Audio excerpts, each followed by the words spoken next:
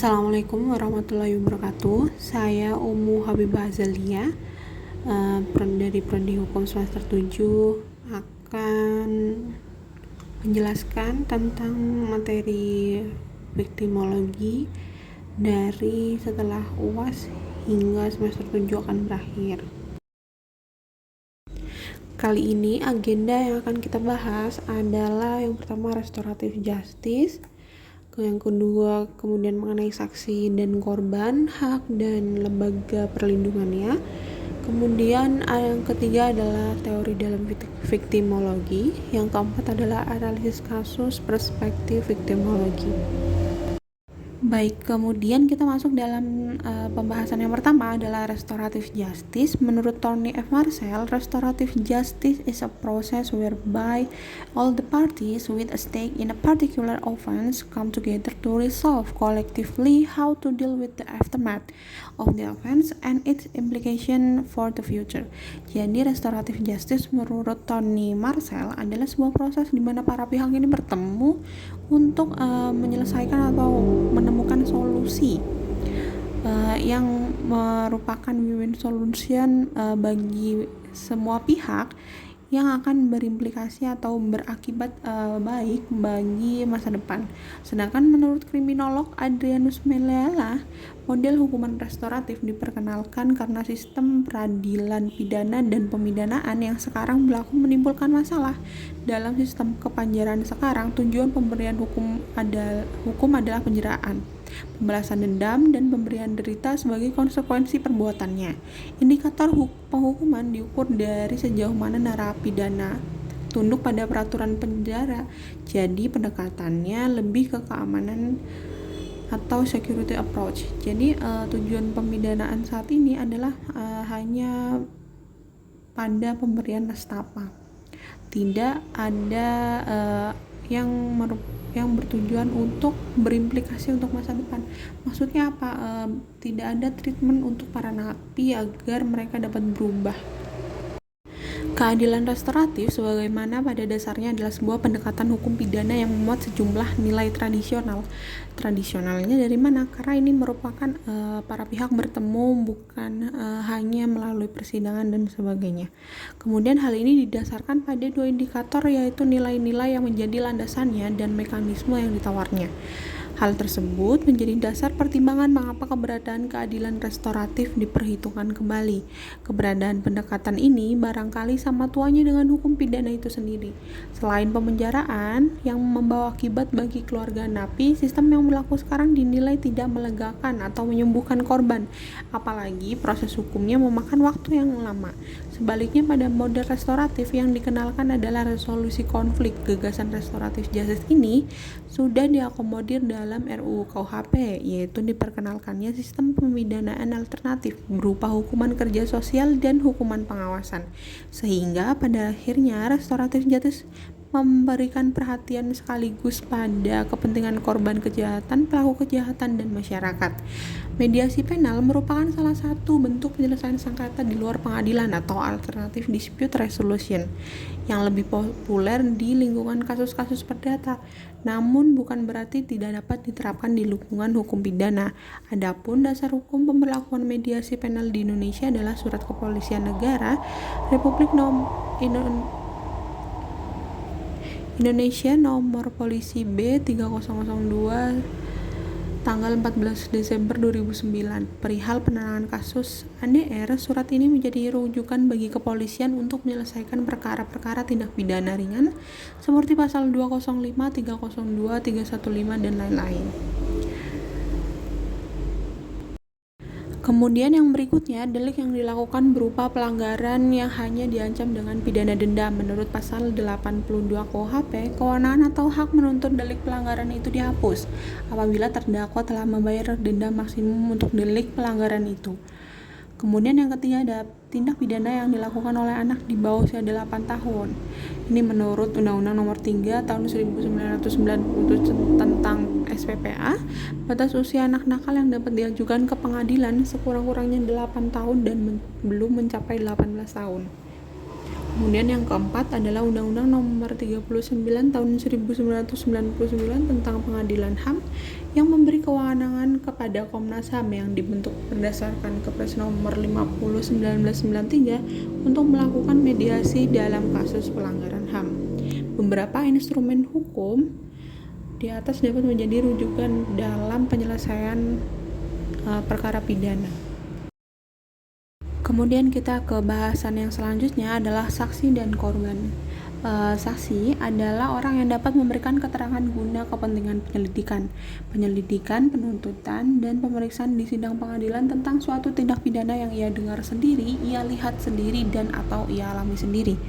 Kemudian yang kedua ada saksi pelaku, adalah tersangka, terdakwa, atau terpidana yang bekerja sama dengan penegak hukum untuk mengungkap suatu tindak pidana dalam kasus yang sama.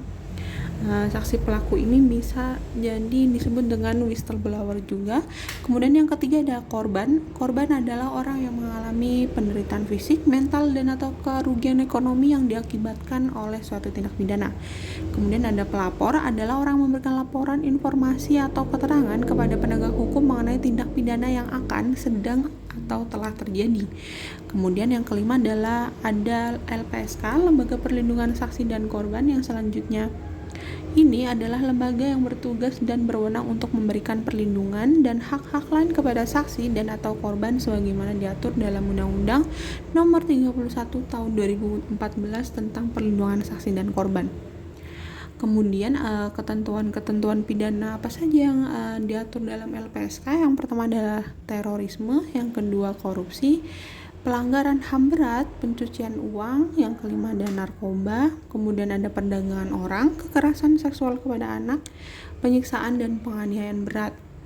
Kemudian bagaimana mekanisme pemberian perlindungan kepada saksi dan korban oleh LPSK? Yang pertama adalah pengajuan permohonan dahulu. Jadi para saksi dan korban ini mengajukan permohonan berupa surat kepada LPSK untuk memohon perlindungan. Misalnya ada kekerasan, kemudian si korban menginginkan perlindungan 24 jam di rumah dia. Kemudian setelah itu akan ada pemeriksaan formil atau administrasi, kemudian ada RPP, rapat paripurna anggota LPSK, kemudian yang keempat yang terakhir adalah pemberian perlindungan dan bantuan oleh lembaga perlindungan saksi dan korban. Kemudian setelah mengajukan ini, apa yang saksi dan korban dapatkan? Yang pertama, mereka akan memperoleh hak, yaitu yang pertama memperoleh perlindungan atas keamanan pribadi, keluarga, dan harta bendanya, serta bebas dari ancaman yang berkenaan dengan kesaksian yang akan sedang atau telah diberikannya. Jadi bukan yang dijamin bisa saja bukan hanya diri si saksi atau korban tersebut, namun keluarganya, hartanya, bahkan psikologisnya tentang apa yang akan dia saksikan berikan dalam kesaksian dia. Kemudian yang kedua, ikut serta dalam proses memilih dan menentukan bentuk perlindungan dan di dukungan dan keamanan. Jadi dia sendiri yang menentukan perlindungan yang bagaimana yang akan dia dapatkan. Kemudian yang ketiga, memberikan keterangan tanpa tekanan. Yang ada pula mendapat penerjemah, bebas dari pernyataan penjerat, mendapat informasi mengenai perkembangan kasus, mendapat informasi mengenai putusan pengadilan, mendapat informasi dalam hal terpidana dibebaskan, dirahasiakan identitasnya. Ini yang bahwa para korban dan saksi ini harus dirahasiakan identitasnya agar tidak mendapat tekanan dari para pelaku tindak pidana. Kemudian adalah mendapat tempat kediaman baru, memperoleh penggantian biaya transportasi sesuai dengan yang dibutuhkan, mendapat nasihat hukum, memperoleh bantuan biaya hidup sementara sampai batas waktu perlindungan berakhir, mendapat pendampingan atau selama dia akan memberikan kesaksian dalam persidangan. Kemudian bahasan yang selanjutnya adalah teori dan viktimisasi. Namun sebelum itu kita akan membahas apa itu secara keseluruhan viktimologi. Viktimologi merupakan istilah bahasa Inggris dari victimology yang berasal dari bahasa Latin yaitu victima yang berarti korban dan logos yang berarti studi atau ilmu pengetahuan. Secara terminologis, viktimologi berarti suatu studi yang mempelajari tentang penyebab timbulnya korban dan akibat-akibat penimbulan korban yang merupakan masalah manusia sebagai suatu kenyataan sosial. Menurut J.E. Sehatapi, pengertian viktimologi adalah ilmu atau disiplin yang membahas permasalahan korban dalam segala aspek. Sedangkan dalam kasus Crime Dictionary dijelaskan bahwa victim adalah orang yang telah mendapat penderitaan fisik atau penderitaan mental, kerugian harta benda, atau mengakibatkan mati atas perbuatan atau usaha pelanggaran ringan yang dilakukan oleh pelaku tindak pidana dan lainnya. Dalam hukum pidana viktimologi diartikan sebagai kajian ilmiah tentang viktimisasi termasuk hubungan-hubungan antara korban dengan pelanggarannya, interaksi antara korban-korban dengan sistem peradilan pidana, yaitu polisi, jaksa, badan peradilan, pejabat koreksi, dan keterkaitan korban-korban dengan kelompok sosial yang lain.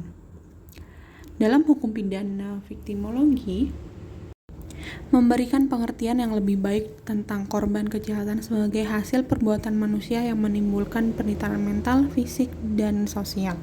Tujuannya adalah untuk memberikan penjelasan mengenai peran dan yang sesungguhnya para korban dan hubungan mereka dengan para korban, serta memberikan keyakinan maupun kesadaran bahwa setiap orang mempunyai hak mengetahui bahaya yang dihadapi berkaitan dengan lingkungan, pekerjaan, profesi, dan lain-lainnya. Pada saat berbicara tentang korban kejahatan, cara pandang kita tidak dilepaskan dari viktimologi, karena melalui viktimologi dapat diketahui berbagai aspek yang berkaitan dengan korban, seperti faktor penyebab munculnya kejahatan, bagaimana seseorang dapat menjadi korban, upaya mengurangi terjadinya korban kejahatan, serta hak dan kewajiban korban kejahatan. Kemudian kita langsung saja ke teorinya. Teori yang pertama adalah teori terpaan gaya hidup. Asumsi dasar teori ini adalah bahwa perbedaan resiko orang dalam menghadapi viktimisasi kejahatan dipengaruhi oleh adanya perbedaan gaya hidup dari orang tersebut. Orang yang tinggal di dalam rumah pada umumnya mengecil resikonya dari viktimisasi kriminal. Sebaliknya, orang yang berada di tempat-tempat umum akan meningkat resikonya mengalami viktimisasi kriminal. Kemudian perbedaan gaya hidup ini ditentukan oleh ciri demografi seseorang yang akan mempengaruhi respon dan adaptasi individual terhadap berbagai peran dan desakan struktural. Kedudukan seseorang yang berhubungan dengan usia, jenis kelamin, penghasilan, status perkawinan, pendidikan, dan pekerjaan berhubungan dengan tingkat resikonya dalam mengalami viktimisasi kriminal. Perbedaan kedudukan tersebut mengandung konsekuensi, respon, dan harapan peran yang berada dalam masyarakat. Dengan adanya perubahan sosial, yaitu tuntutan emansipasi perempuan untuk tidak semata-mata berperan di lingkungan domestik saja, dan berhak untuk mengembangkan karir, mengubah pola kecenderungan viktimisasi kriminal menurut jenis kelamin, karena jumlah perempuan yang melakukan kegiatan rutin di luar rumah semakin bertambah. Kemudian hipotesa dari teori ini adalah kedekatan atau proksi dari penelitian menguraikan bahwa kemungkinan viktimisasi tergantung pada tempat seseorang tinggal dan bagaimana kehidupan seseorang. Kemudian kelompok berisiko tinggi di dalam masyarakat terdapat bagian yang rentan menjadi korban kejahatan. Misalnya saat ini kan sudah banyak perempuan-perempuan yang mulai bekerja pada malam hari, seperti buruh pabrik yang seringnya malam-malam adalah lembur. Kemudian karena mereka pulang malam, tengah malam, maka resiko untuk mereka terjadinya viktimisasi akan lebih tinggi. Kemudian yang kedua adalah teori aktivitas rutin. Menurut Cohen dan Felson pada tahun 1979, teori aktivitas rutin adalah sebuah teori yang menjelaskan bahwa terdapat suatu kesempatan yang secara tidak langsung dapat menjadikan seseorang menjadi korban. Mereka berargumen bahwa aktivitas rutin seseorang yang dilakukan sehari-hari akan meningkatkan kerentanan baik kondisi atau situasi orang tersebut. Dengan kata lain, yang membuat angka kejahatan meningkat itu bukan hanya karena bertambahnya jumlah pelaku kejahatan, melainkan karena meningkatnya kesempatan yang dilakukan oleh korban dan tanpa kesadarannya, sehingga pelaku dapat melakukan aksi kejahatan tersebut. Menurut teori ini, timbulnya korban kejahatan serta aksi kejahatan akan terjadi berdasarkan 3 faktor, yaitu yang pertama adalah a suitable target atau adanya target yang sesuai, yang kedua ada capable guardians, perlindungan dan penjagaan untuk mencegah kejahatan, yang ketiga adalah motivate offender, pelaku yang termotivasi. Kemudian kita lanjut ke viktimisasi struktural. Definisi viktimisasi struktural yang dipergunakan adalah yang dikemukakan oleh Ezat Fatah dan dikutip oleh Ernesto Kiza. Kemudian yang dikemukakan bahwa viktimisasi struktural sebagai proses viktimisasi yang berkaitan dengan struktur sosial dan kekuasaan yang ada di dalam masyarakat. Viktimisasi struktural tidak memiliki batas dan salah satu bentuk yang paling umum dari viktimisasi struktural adalah penyalahgunaan kekuasaan, khususnya kejahatan terhadap kemanusiaan. Hal ini yang memisahkan viktimisasi struktural dari berbagai bentuk viktimisasi lainnya adalah banyaknya karakter dari beragam bentuk viktimisasi struktural seperti perang, genosida, tirani, kediktatoran, opresi, represi, penyiksaan, penderitaan, eksploitasi, diskriminasi, rasisme, ageisme, dan klasisme. Baik, kemudian kita lanjut ke pembahasan yang terakhir adalah analisis kasus perlindungan whistleblower dalam kasus tindak pidana korupsi. Kasus tindak pidana korupsi sangat banyak ya, dan tentu korupsi ini tidak dilakukan hanya satu orang. Maka dari itu mengapa ada whistleblower? Dasar hukum whistleblower dalam Indonesia itu seperti apa? Perlindungan hukum terhadap whistleblower saat ini belum ada peraturan perundang-undangan yang spesifik mengatur jenis tindakan-tindakan yang dilarang, bertentangan, dan membahayakan kepentingan publik. Ketentuan mengenai tindakan yang dimaksud masih tersebar di sejumlah undang-undang. Beberapa undang-undang inilah yang dapat dijadikan pedoman bagi seorang whistleblower untuk menentukan tindakan yang hendak diungkap itu masuk kategori dilarang, bertentangan, maupun membahayakan kepentingan publik. Lalu bagaimana si para whistleblower ini akan mengungkapkan sebuah kejahatan yang sedang atau telah dilakukan? Kepada siapa mereka harus mengadu? Yang pertama, mereka bisa ke LPSK, Lembaga Perlindungan Saksi dan Korban. Kemudian ada KPK, Komisi Pemberantasan Korupsi, Ombudsman Republik Indonesia, ada Komisi Yudisial, kemudian ada Komisi Kepolisian Nasional, dan Komisi Kejaksaan. Jadi para whistleblower ini untuk mengungkapkan kejahatan dan menjaga keamanan dirinya bisa untuk menghubungi atau mengungkap kejahatan tersebut pada lembaga-lembaga tersebut. Kemudian si whistleblower ini biasanya tingkat kejahatannya adalah kejahatan yang paling sedikit. Mengapa? Karena kekuasaannya mungkin paling sedikit, paling sempit kekuasaannya di antara para pelaku kejahatan. Kemudian inilah mengapa si whistleblower ini harus dilindungi, karena hanya berkat dialah, pengakuan dia adalah kunci dari terungkapnya sebuah kejahatan korupsi. Banyak kasus-kasusnya misalnya adalah kasus korupsi Bupati Klaten yang dia ini menyuap atau menghentikan kesaksian si whistleblower ini dengan ancaman pemecatan. Nah, hal-hal seperti ini yang harusnya pemerintah fokuskan, karena jika si para whistleblower ini terus ditekan, maka kesaksian untuk mengungkapkan sebuah kejahatan yang besar akan sulit. Namun berbeda jika whistleblower ini sudah memang ada regulasi yang mengaturnya secara komprehensif, maka para pelaku kejahatan akan minimal bersifat sungkan untuk melakukan tekanan-tekanan pada whistleblower. Baik, cukup sekian dari saya. Mohon maaf bila ada salah kata. Terima kasih. Wassalamualaikum warahmatullahi wabarakatuh.